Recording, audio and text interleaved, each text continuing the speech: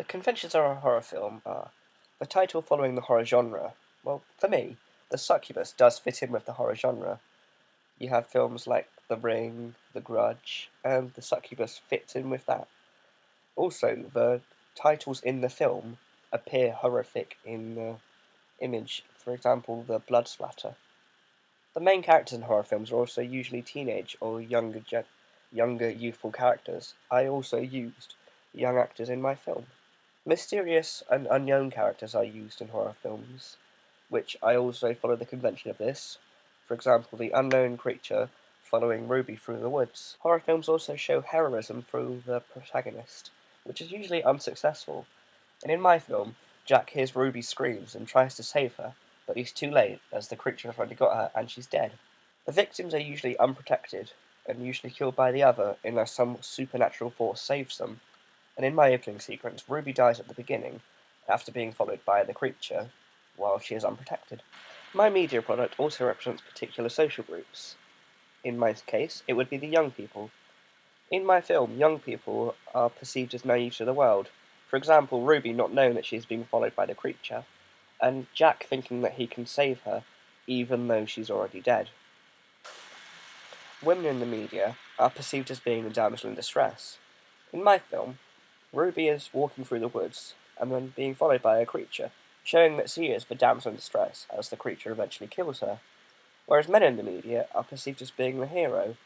In my film, however, Jack attempts to be a hero but fails, as he doesn't save Ruby in time.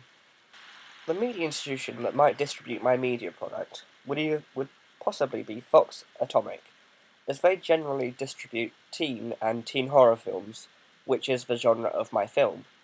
However, as it is a British film, it would more likely to be distributed by Film 4, as they distribute all sorts of British films, ranging from horror to comedy.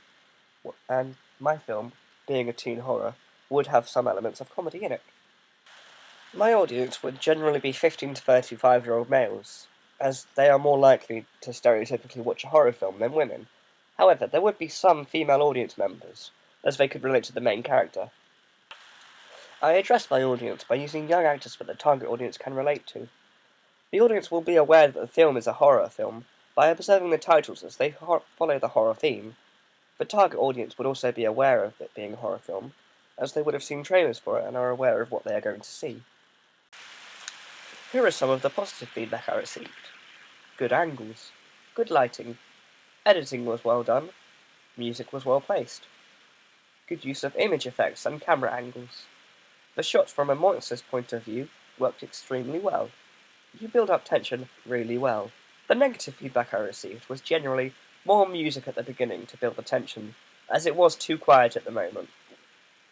Alex's reaction to Ruby's scream was also quite comical, although as a teen horror, comedy will be used throughout the film. There was also background noise during the indoor scenes. To improve on this, I added music to the opening until Ruby gets to the woods. This also solved the problem with the background noise during the indoor scenes. However, I did also turn down the level of the sound to further reduce the background noise. My original storyboard was too long for the opening sequence.